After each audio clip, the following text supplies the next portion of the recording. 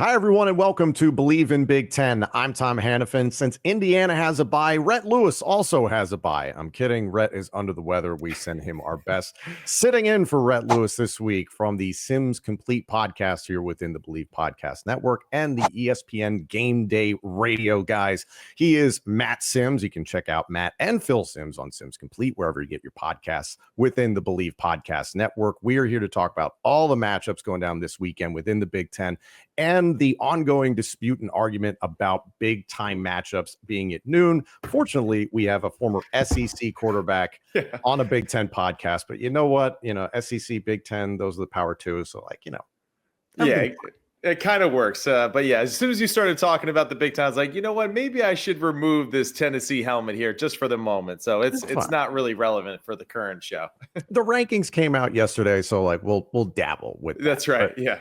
Little business first. Believe in Big Ten is presented by BetOnline. BetOnline is the world's most trusted betting platform and your number one source for online betting. From the earliest odds to in-game live betting, BetOnline provides you with all the action and the ability to watch the games as they happen with the largest selection of odds on everything: football, the NBA, college basketball, the NHL, the UFC, and other MMA events. Head to betonline.ag today to get in on the action with America's most trusted site for online wagering. Believe in Big Ten is presented by BetOnline. The game starts here. So, Matt, let's start with the playoff rankings, since your Tennessee Volunteers currently, if the playoffs were to start today, would be number 8 within the top 12 and would be at home at Neyland against the Notre Dame Fighting Irish. So how did you feel about the way the top 12 broke down? And also, since this is a Big Ten show, a tremendous amount of Big Ten representation in the top 5.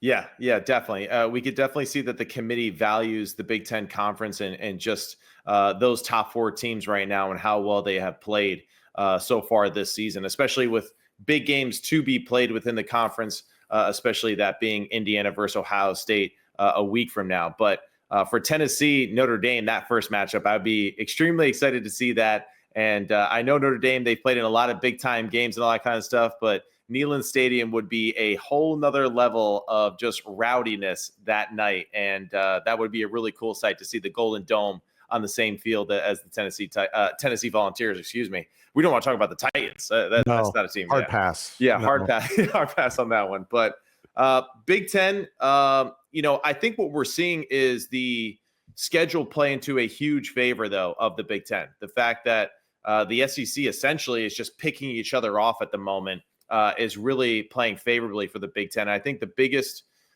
surprise, I want to say, was from our first rankings, we had an Indiana team that was ranked 9th, and now they move all the way up to the 5th position in the rankings of the college football playoff.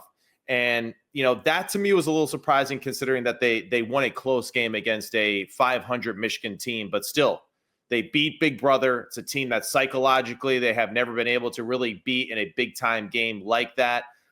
Everyone who goes to Michigan knows that, hey, we beat Indiana. That's just what we do. We're Michigan. So I think the psychological aspect of it was huge for that program to give them that week to prepare now for Ohio State. And you talked about the way the SEC teams are picking each other off. While, yes, that is happening, I do not think Georgia's the 12th best team in America. If you line them up against most of the teams here within the top 11 beyond them, they probably come out with a victory. Yes, it's been a rocky year for them, but 2 losses by Georgia standards is rocky for a lot of programs. They would kill for something like that. Looking at the Big Ten slate this weekend, quickly firing through what we've got on tap. Friday night, it's going to be UCLA visiting Washington. Did you see how UCLA kind of surprised everybody in Los Angeles and upended Iowa and out Iowa'd Iowa and ran the ball really well? And Iowa, unfortunately, was down to their 5th-string quarterback. So it just was a really rough outing for the Hawkeyes. But UCLA, Washington, kind of Pac-12 feel, rest in peace. This could be an interesting game in Seattle. What do you think about this? Yeah, absolutely. And I'm rooting heavy for UCLA, honestly. I want to see them make a bowl, especially with just the way that the franchise really has turned the page since their head coach left for Ohio State. So I'm really just heavily rooting for them. I think it's a feel-good story for them in the Big Ten. And you're right. To say that they out Iowa as a compliment is really impressive. But their physicality and the way they play, I think they really do a great job of just being patient, being physical. The defense has improved as the year has gone on, and really just playing opportunistic football by being patient in the run game and winning at the line of scrimmage, which is something that not a lot of teams do against that Iowa defense. And something you know very well, having played in the National Football League, Eric Bieniemy being there as the offensive coordinator is no small learning curve. And Ethan Garbers at quarterback, while he still has issues with turnovers, appears to have built some confidence. And I personally was happy to see Sean Foster get his running game going with TJ Harden, because the flack that Foster took from Big Ten Media Day over the summer, he cares about this program. He played for this program. So I personally been happy to see that happening, but also in your experience, Garbers learning Bieniemy's offense, is that like trying to learn Chinese out of the blue? It's definitely maybe closer to Mandarin than it is for English. But for this football team, I think the big thing going forward for them, right? This has obviously been a growth year, and if they can make a bowl, that is fantastic, especially with just traveling across country and playing this Big Ten schedule. But Eric Bieniemy, the advantage that he has over some of the defensive minds in college football is tremendous. I mean, we're talking about a guy that has spent the majority of his career with guys like Andy Reid. So to say that he knows a thing or two about dissecting defense and calling the right plays at the right moment, because that's really the true art of being a great offensive coordinator, is how to orchestrate the plays. And you could see for UCLA in the past few weeks, when a play is working, he is not afraid to dial it up again and again and again, like we used to do when we played Madden. So it's working for them right now. And, it really is one of the better stories in college football. And now for those of us who are committed to EA College Football 25, like it's a better That's right. It's a better game. In the noon slot on the Big Ten Network, number 2, Ohio State is going to be going to Wrigley Field in Chicago. So it should just be a fun setting to face Northwestern. Northwestern's 4-5. Ohio State just drubbed. Who was it? Was it Purdue at home? Yeah, it was Purdue at home this past weekend. Gus Johnson, like I just did, sounded like he was about to fall asleep during that game. And then Ohio State on the 23rd is going to be hosting Indiana, as I mentioned. They're on a bye. Feels like Ohio State should take care of business here. What do you feel? Yeah, Ohio State should absolutely take care of business. To say that this is a trap game, hey, of course, any game is possibly that way for a team that is heavily favored in this one. But just the way that the team has looked, I think just overall, the belief factor of this football team is different than it was a year ago, especially with the fact that there really is no other huge threat within the conference other than Oregon. And I fully believe that is a team that they believe can beat them again if they were to match up, potentially in a Big Ten championship game. But for right now, it's really about just Ryan Day, just keeping everybody focused day in and day out, no pun intended there, with just the small things of being a championship football team. We know what the goal is, but constantly just reminding them, all right, what do we need to do to be a championship football team? The biggest advantage this football team has, like Bieniemy with UCLA, Chip Kelly and what he's done, for this offense, it hasn't always been pretty, but he does seem to call the right play at the right moment for them in key situations, especially when we go back to that Penn State game. Those weren't, just plays that they had in their day one install. Those were game plan specific plays to get people open in key situations, and they worked extremely well. And that'll, I think, be their saving grace as they continue to go along this season. So I think a good win versus Northwestern, take care of business, win impressively, and then go into this Indiana game where essentially you're going to be playing the biggest game of the year in a minor Big Ten championship game. So Indiana is going to give them their best shot, and I'm really looking forward to that game as well. And a minor potential playoff eliminator. Yes. That's something to pay attention to on the 23rd at the Horse Show. So Ohio State is going to Wrigley Field in Chicago to play Northwestern. Down the road in Champaign, Illinois, the 6-3 Illini will be hosting the 4-5 Michigan State Spartans. This is where that log jam in the middle of the Big Ten is really going to beat itself up this weekend. We'll get to some of those matchups. That's at 2:30 p.m. Eastern on FS1. Yep. not a whole lot of stakes for this one. I guess for Michigan State, if you get yourself a victory here, you get yourself closer to bowl contention. Which team do you think is trending in the right direction right now? Which team is trending in the right direction? I'll give a pass right there, as far as I'm not really exactly sure which one is trending in the right direction, especially because Illinois really struggled the past 2 weeks against Oregon and against Minnesota. And just the physicality of the fact that Minnesota was pushing them around. And being able to run the football efficiently on their defense was key, because essentially Illinois' greatest strength is ball control, making good decisions, playing good football, and really controlling the time of possession. And for Minnesota to kind of do the same thing that they're typically doing was an issue. But, the key is just, can Luke Altmaier continue to play good football? Played a solid game against Minnesota, didn't really hit any big plays. But just, can they move the ball efficiently and get into the red zone? Early on in the year, they were extremely efficient. When they got into the red zone, they were scoring touchdowns. And recently, it hasn't quite been that way. They've been moving the football, it seems like, at times pretty well, but just not capitalizing on explosive plays or finishing drives the way that they were early on in the year. But still give a slight advantage to Illinois over Michigan State in this game. So that's at 2:30 p.m. At 3:30 p.m. Eastern on CBS. Number 4, Penn State at 8-1, right in the thick of the playoff hunt, is going to be going to West Lafayette, Indiana, to face the 1-8 Purdue Boilermakers. I am a Penn State grad, lifelong Penn State fan. I cover Penn State for the Believe Podcast Network. Check out State of Penn State Football show with myself and Justin King, wherever you get your podcast. We're a little bit biased, but Matt, I don't see Purdue putting up much of a fight in this one. No, and this is where I think for Penn State, just, and I hate to say this, no disrespect to Purdue, right, in this situation, but, for Penn State, this really is one of those games where you need to go out there and you need to kind of put some stuff out there on tape and really almost experiment with, potential plans of action or things to set up game plan wise for later in the year. And I know that's a crazy take to say, but just, this is kind of the time to do it. When you feel like you are in a comfortable position and you are dominating the game, on both sides of the football, which I expect them to do, especially with their defense being able to handle Purdue's offense. This is where you really start to, I think, play around with what you're doing offensively, try to be creative, make other teams waste time preparing for new things that they had not seen before. Because when you're watching film and breaking down film of what a team did, you're going to say, oh, well, it was against Purdue, so of course they did a lot of this stuff. But again, you're going to sit there and say, I got to prepare for this. I got to prepare my team for this. And you're taking time out of what, Penn State normally does well. And the key for Penn State is you cannot find enough ways to get the football to who? Your boy, Tyler Warren. I mean, it's just the facts. He's probably one of the best tight ends in the country. And they really need to continue to fabricate attempts for him as much as humanly possible.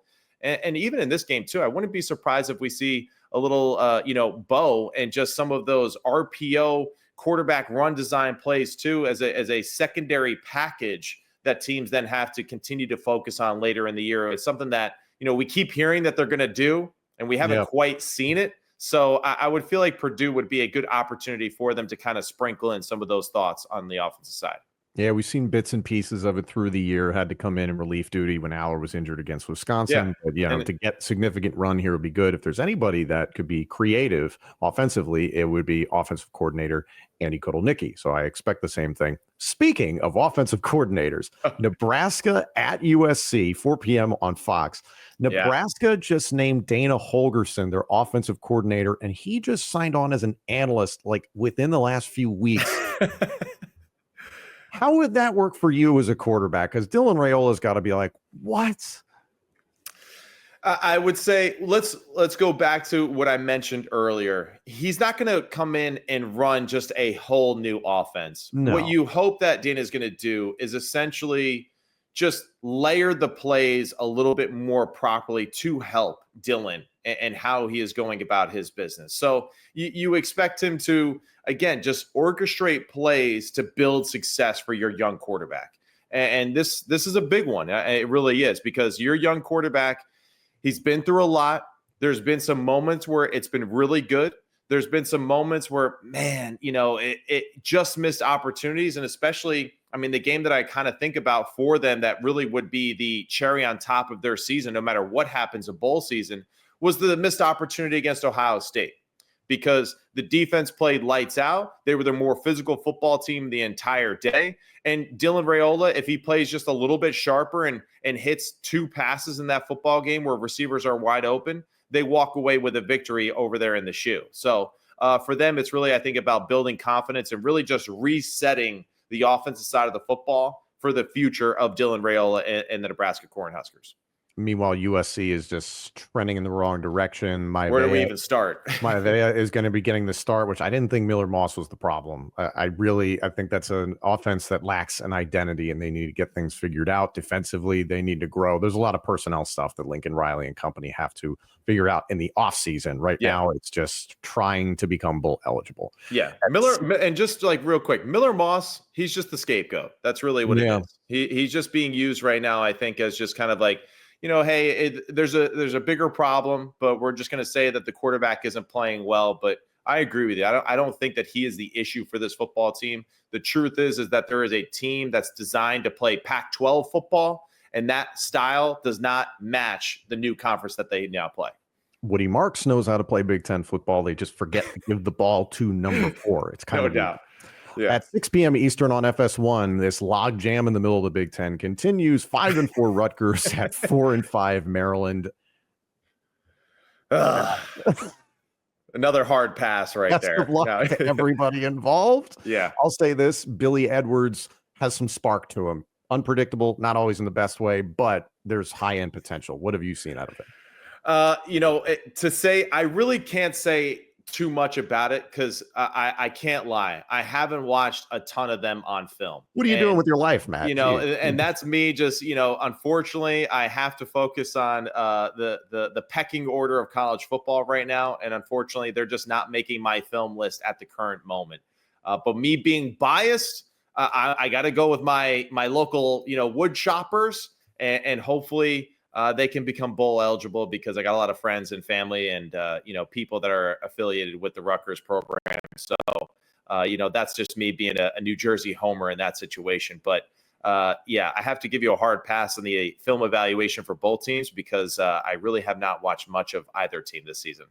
Sorry. I don't blame you on that. What a breakdown by me, huh? Some expert. As a former New Jersey Jet and having the New Jersey Giants in your background, that makes a ton of sense that you'd be rooting for Rutgers. All right, let's wrap it up. It's the number 1 team in the country, which is kind of bizarre that when people talk about the Big Ten, the conversations around Ohio State and Indiana, and it's like freaking Oregon is, in my opinion, the most complete team in America. I think it's Ohio State. I thought Georgia, but at least Ohio State and Oregon is the 2 best teams in the country. And then there's a bit of a gap. Oregon is on the road against Wisconsin, who's at 5-4. That's at 7:30 p.m. Eastern on NBC. This just feels like Oregon keeps on rolling. What say you?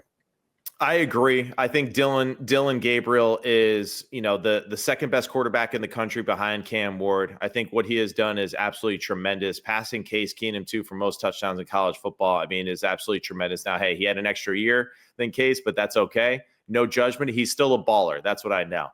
What I love, too, about Oregon is, just a few moments ago, we discussed how USC, their style of play, doesn't match the Big Ten. Oregon came in just ready to go, knew what they had to do, knew what the goal was in this new conference. They can win shootouts, no doubt, but they also just play a great brand of physical football on both fronts of their offensive and defensive line. A lot of teams struggle to run the football consistently on them. As the season goes, it seems like they're getting more and more physical up front. They play fast. They really don't let any team get those easy, cheap yards that you see a lot of other college teams are so successful with. And it's truly amazing for a team that struggled against the state of Idaho early on in September.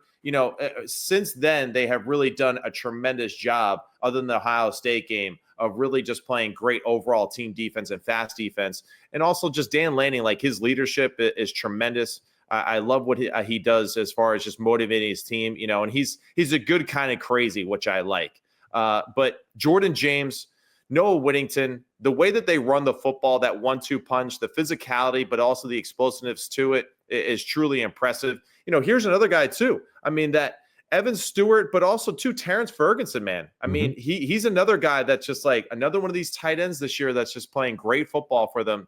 And when you have a quarterback that sees the field extremely well, has a ton of experience, is extremely strong and brave in the pocket, considering that he is a smaller stature football player, but throws the ball extremely accurate, even when people are surrounding him. Will Stein, I think, has done a great job of orchestrating a beautiful offense that really fits Dylan Gabriel's style extremely well. And, if you're a young quarterback out there that's coming out of high school, I don't know why you don't take more trips over to Eugene, because they're doing some special things on the offense side of the football. It's just a great town to visit on top of that. And I I've think never been. But it looks awesome. You would love it. I think too many people look at Oregon and they're like, oh, Chip Kelly's old Oregon, where it was spread them out, a lot of athletic firepower, explosive, more finesse style of play. And people forget Dan Lanning was at Georgia, learned a lot from Kirby Smart, and has attempted at least to build his roster in a similar fashion. Agreed. So that is the entire Big Ten slate for this weekend. I want to wrap up on the big conversation that's been all over social media. Fox Sports' Joel Klatt kind of sparked this, trying to defend Big Noon Kickoff. I, as a Penn State fan, graduate, broadcaster, my heart hates it. My brain completely understands it. From a business standpoint, Fox Sports, CBS, NBC, they're all doing the best they can to make the most money they can. That's what this is all about. This is a business. I think it bothers a lot of people. As a Penn State fan and someone who covers a team, yes, the whiteout game has been devalued, but then also no one at Penn State's going to cry when an enormous check gets dropped on your front door after this entire media rights deal continues to snowball. How do you feel, as someone who played the game, now covers the game, that Big Ten football specifically is being altered by this 12 p.m. Eastern primetime slot? It's, for me as a player, I'm cool with playing at 12 p.m. I actually prefer it. As Coach Rule said earlier in the year, kegs and eggs, man. Like, let's just get it started. Let's just play the game, right? And I agree. Now, to the fans and all of that, yes, you can't have as many adult hydrating drinks to prepare for the game and have fun tailgating and all that. But, I guess for me, when I was a player, and even as I think about it now, I mean, it doesn't matter when the game is. I don't care what time the game is. You're just excited to play. You're playing high-level football. You're playing great opponents. You're playing in one of the greatest conferences in college football. So I can't really take any victimhood, as far as just looking at it from that perspective. It's a good problem to have, and I don't mind at all. I love that 12 o'clock slate, because I really like seeing a good football team early on to start the day, and then to close it off with SEC football at night. It's tough because you want to put the big brands there, the likes of Michigan, Ohio State, Penn State. They've been there a lot. And as we saw this past weekend, Ohio State is just killing Purdue, and it's not a great game to watch, but it's going to draw a number. So it's the business side of it versus the fan experience, the player and coach experience, all of those things rolled into one. At the end of the day, I think not enough people have grasped this element that college football is a full-blown business. It has been for a long time, but now our eyes are just open to it. I don't know how else to put it. And I think both conferences, the Big Ten and the SEC, I mean, more so the Big Ten, I think this year, they just need to do a better job of, the matchups throughout the year. With the SEC, of course, the fandom is fanatical. It is. It's ingrained into the culture, just like the Big Ten is. But I think the SEC has done a little bit of a better job of marketing each individual college town and the teams, and really creating, I think, more of a buzz with some of their matchups. Whereas the Big Ten, I feel like occasionally, it's a little too top heavy.